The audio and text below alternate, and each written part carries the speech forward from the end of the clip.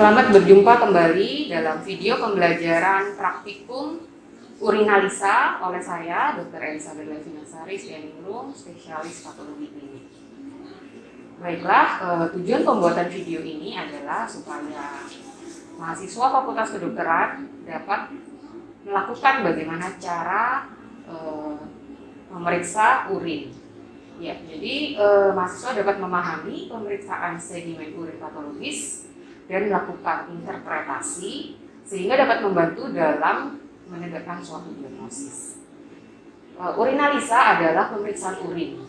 Ada beberapa macam pemeriksaan urin, ada urin rutin, ada urin penyaring, dan juga ada pemeriksaan urin khusus. Untuk sampel yang digunakan adalah urin. Urin macam-macam sampel urin, ada urin sewaktu, ada urin pagi hari, ada urin 2 jam PP, ada urin tampung, dan ada urin 2 atau 3 gelas, dan ada urin residual. Berikut alat dan bahan yang akan digunakan untuk melakukan pemeriksaan praktikum urinalisa. Yang pertama adalah tabung. Tabung untuk menampung urin, di mana syarat tabung ini adalah bersih, kalau bisa steril, dengan tutup yang berulir. Jadi memiliki ulir sehingga urin yang ditampung ke dalam ini tidak tumpah, di mana memiliki wadah yang bermulut lebar. Yang berikut adalah sediaan urin. Sediaan urin yang bisa digunakan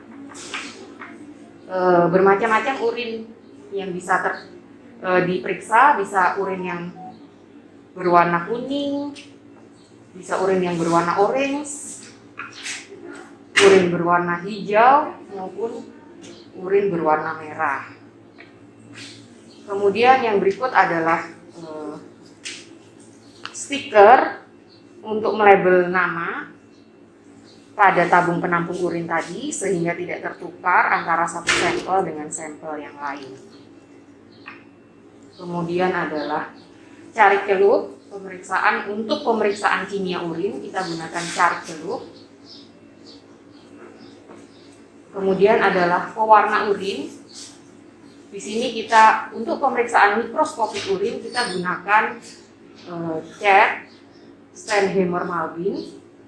Nanti kita gunakan 1 tetes saja. Tujuannya adalah supaya urin yang dibaca di bawah mikroskop lebih terlihat jelas. Berikut kita memerlukan tisu. Kemudian kita memerlukan objek gelas yang sudah dibersihkan dan juga bag gelas sebagai penutup. Yang berikut kita memerlukan tabung reaksi seperti ini. Kemudian kita memerlukan pipet tetes.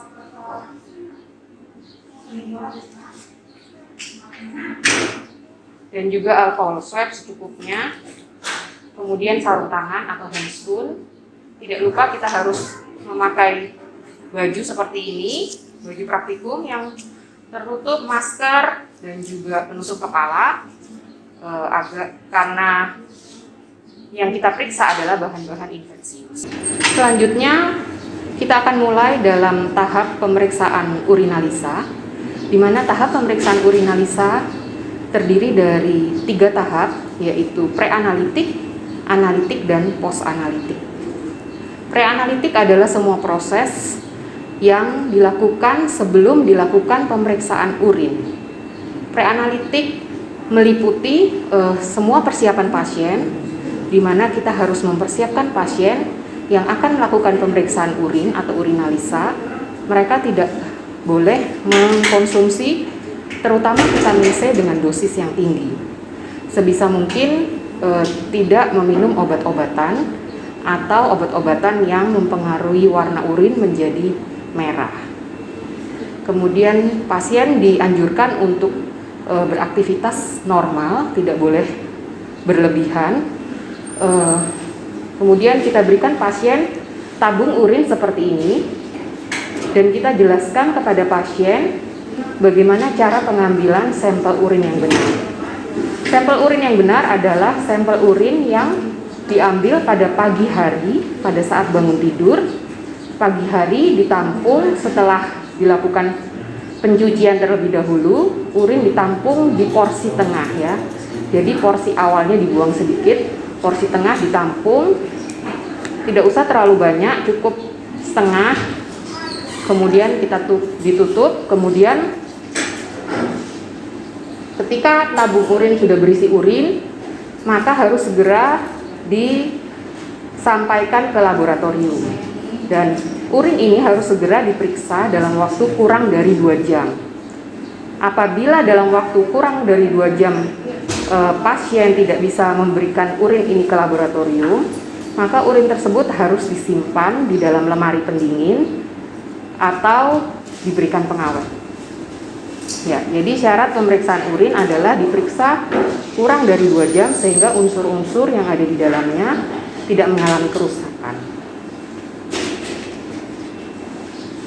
Tahap selanjutnya adalah tahap analitik, di mana tahap analitik ini adalah tahap di mana urin mulai dilakukan pemeriksaan. Jadi urin yang ada di tabung urin seperti ini kita pindahkan dahulu ke wadah yang lain, yaitu tabung reaksi yang memiliki wadah transparan dari kaca sehingga bisa terlihat dengan jelas warnanya.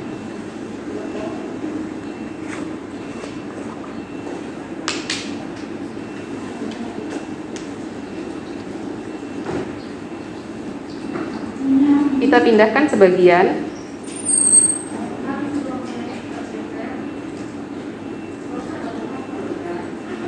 Kemudian kita letakkan di rak. Kemudian kita tutup kembali sisanya. Sisanya ini jangan langsung kita buang untuk keperluan pemeriksaan setelah selesai nanti apabila ada pemeriksaan yang ingin diulangi.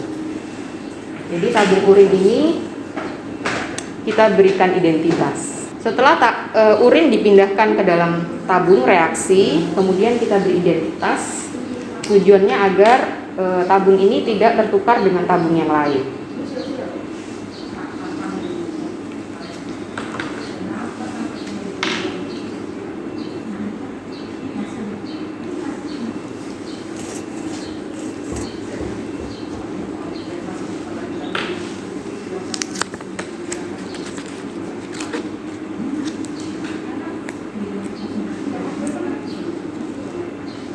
Setelah itu kita melakukan pemeriksaan yang lain, di mana preanalitik ini terdiri dari pemeriksaan makroskopis, pemeriksaan kimia, dan pemeriksaan mikroskopis. Pemeriksaan makroskopis adalah pemeriksaan di mana kita melihat dengan mata telanjang. Ada 5 hal yang akan kita lihat. Yang pertama adalah warna, bagaimana warna urin ini. Yang kedua adalah kejernihannya, bagaimana. Yang ketiga adalah berat jenis, berikutnya adalah bau, dan yang berikutnya ada buihnya atau tidak. Untuk warna urin sendiri kita lihat, ya kita melihat untuk urin yang berwarna kuning ini adalah urin yang normal. Untuk urin yang berwarna sedikit kemerahan ini kemungkinan mengandung eritrosit yang banyak. Untuk urin yang berwarna hijau ini mengandung biliverdin. Dan untuk urin yang sedikit berwarna putih itu menunjukkan adanya pus atau leukosit yang banyak. Dan untuk urin yang lebih berwarna orange menunjukkan adanya bilirubin yang banyak. Yang berikut adalah kejernihan. Yang pertama tadi warna, yang kedua kita lihat kejernihan. Kita bandingkan di balik kertas berwarna putih. Apabila warnanya jernih seperti ini, kemungkinan sedimennya sedikit. Tetapi kalau dia berwarna keruh, contohnya seperti ini, di bagian bawah warnanya keruh, ini menunjukkan kemungkinan bisa adanya leukosit yang banyak, atau bakteri, atau pus yang banyak. Setelah itu kita melihat berat jenis. Berat jenis ini bisa kita lihat dengan menggunakan alat cari celup seperti ini. Ada juga alat yang manual. Tetapi saat ini saya akan jelaskan dengan menggunakan alat cari celup, di mana di sini nanti akan saya jelaskan bersama dengan pemeriksaan kimia. Berat jenis normal untuk urin pagi hari adalah berat jenisnya 1,015 sampai 1,025. Untuk berat jenis urin sewaktu, di mana diambil saat itu juga memiliki berat jenis yang range-nya lebih luas, yaitu 1,003 sampai 1,030. Semakin encer berat jenis, maka menandakan kemampuan ginjal menurun dalam memekakkan urin, atau urin baru memiliki waktu yang sebentar ya berada di vesika urinaria. Kemudian yang kita lakukan adalah sedikit memeriksa bau dan buih ya. Untuk bau sedikit kita hirup baunya. Apabila baunya berbau amonia, itu karena perombakan protein. Apabila berbau sedikit seperti buah-buahan atau keton, itu karena menderita diabetes. Kemudian kalau berbau fekal, berarti ada mengindikasikan adanya perforasi usus ke vesika urinaria. Begitu juga kalau baunya berbau busuk, itu mengindikasikan adanya karsinoma. Yang berikut yang kita lakukan adalah pengocokan urin. Berikut urin ini kita kocok, kemudian kita lihat apakah ada buih.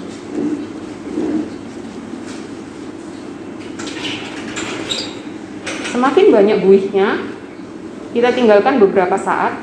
Apabila buihnya bertahan lama, maka mengindikasikan adanya protein di dalam urin.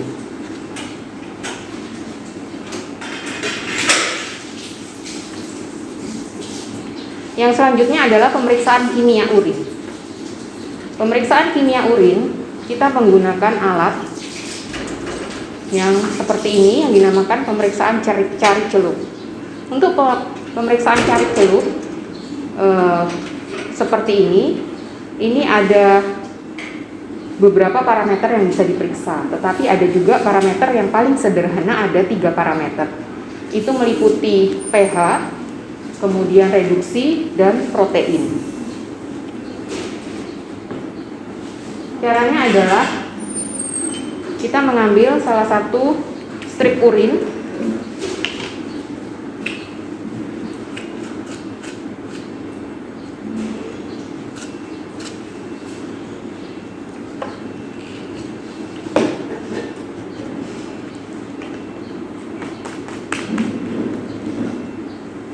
kemudian strip urin ini kita masukkan ke dalam urin.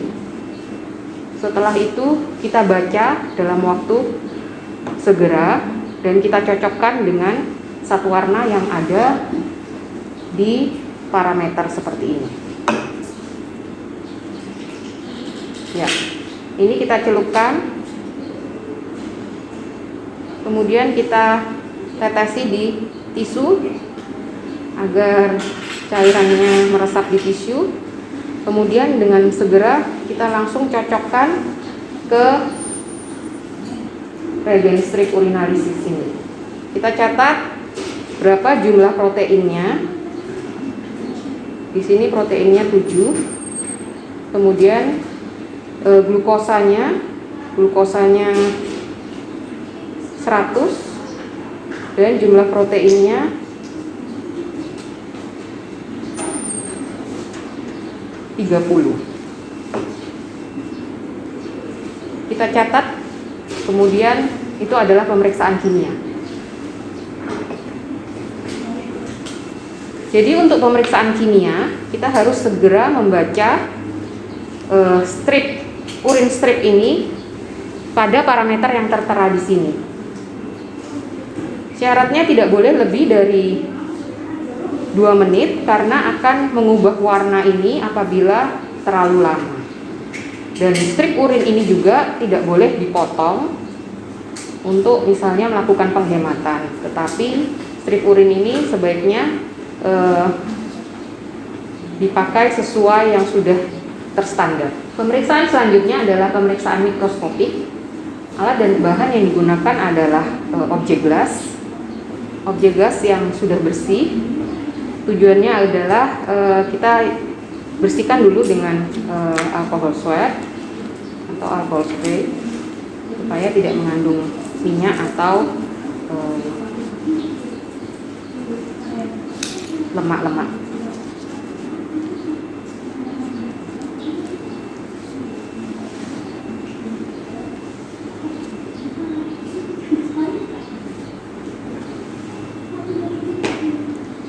Setelah mengering, kita persiapkan deglas atau cover glass.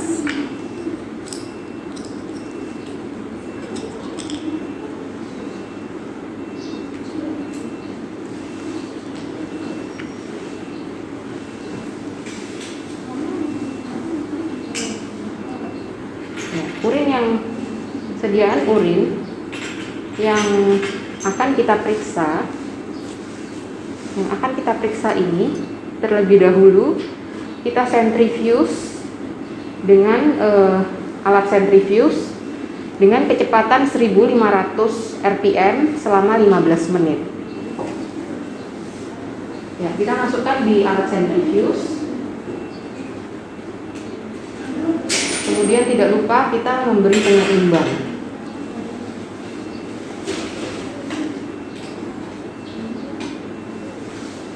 Ya, setelah seimbang kiri dan kanan, maka kita tutup dan kita nyalakan sentrifuge. Kita setting selama 5 menit dengan kecepatan 1500 rpm. Setelah disentrifuge, kita buang bagian supernatan dan kita sisakan sedimen yang ada di bawah. Sedimen yang tersisa di bawah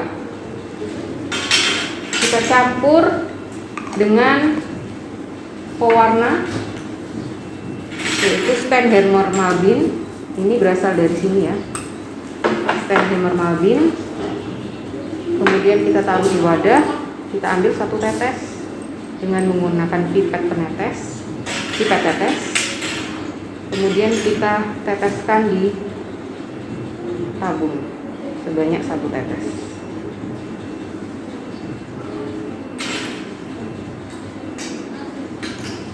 Kemudian kita homogenkan.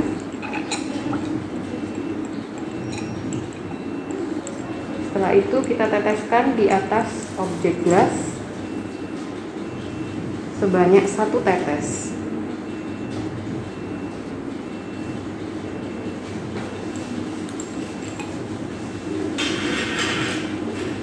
Lalu kita tutup menggunakan deglas.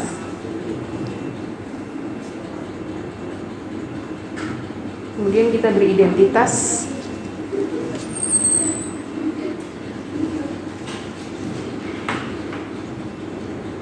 Kita lihat di bawah mikroskop. Yang pemeriksaan mikroskopik, setelah kita membuat sediaan seperti ini, kita akan melihat di bawah mikroskop. Kita atur dulu posisinya dengan pembesaran 4. Setelah itu kita nyalakan mikroskopnya dan kita letakkan posisinya agar terletak di tengah atau di bagian objek yang ingin kita lihat. Adapun pemeriksaan mikroskopik, kita lihat dengan lapangan pandang kecil dan lapangan pandang besar. Yang dimaksud dengan lapangan pandang kecil adalah pembesaran 10 dan lapangan pandang besar adalah pembesaran 40. Untuk melihat urin secara keseluruhan, kita gunakan dulu lapangan pandang kecil. Kemudian kita perhatikan apakah ada epitel. Apabila ada, seperti epitel squamous, itu kita nyatakan satu lapangan pandang, misalnya ada 2 sampai 5 per lapangan pandang, kita tulis 2 sampai 5 per lapangan pandang kecil. Kemudian kita lihat apakah ada silinder. Silinder juga demikian, kita lihat dalam lapangan pandang kecil ada berapa per lapangan pandang kecil. Yang lain yang kita perhatikan adalah unsur sel darah, eritrosit atau leukosit. Itu kita lihat dalam lapangan pandang besar atau pembesaran 40.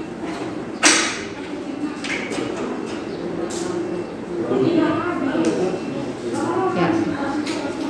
Dalam pembesaran 40, apabila kita temukan adanya sedimen eritrosit atau leukosit, maka kita tulis dan kita laporkan misalnya 2 sampai 3 per lapangan pandang besar.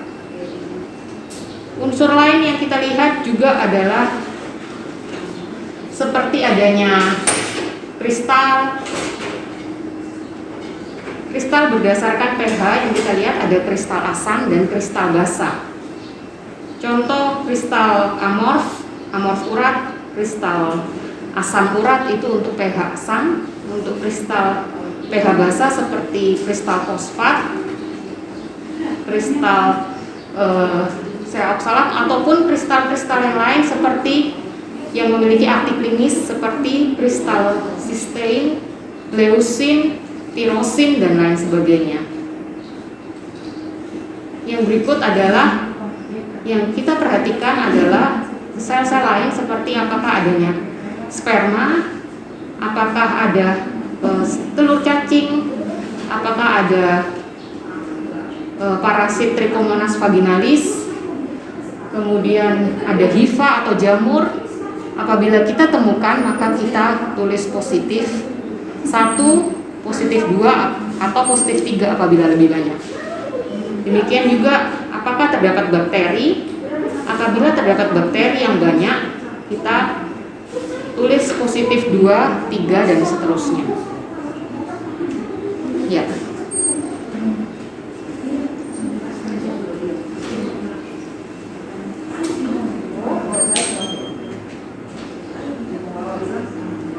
Setelah pemeriksaan mikroskopik, maka kita bisa membuang sisa dari urin berikut ini ke tempat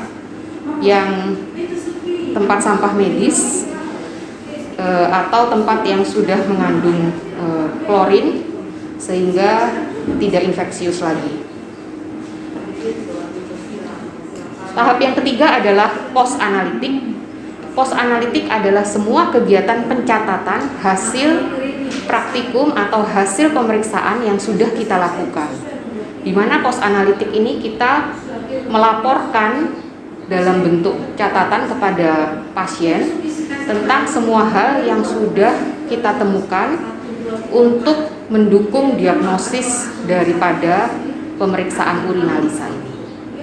Pada post analitik ini kita lengkapi semua hasil pemeriksaan mulai dari nama, umur, identitas lainnya, nomor rekam medis, diagnosis, dan juga hasil klinis lainnya yang kita temukan berdasarkan pemeriksaan tadi, baik mulai dari makroskopik, kimia, dan mikroskopik. Baik, demikian penjelasan praktikum urinalisa. Semoga memberi manfaat bagi adik-adik mahasiswa sekalian. Terima kasih.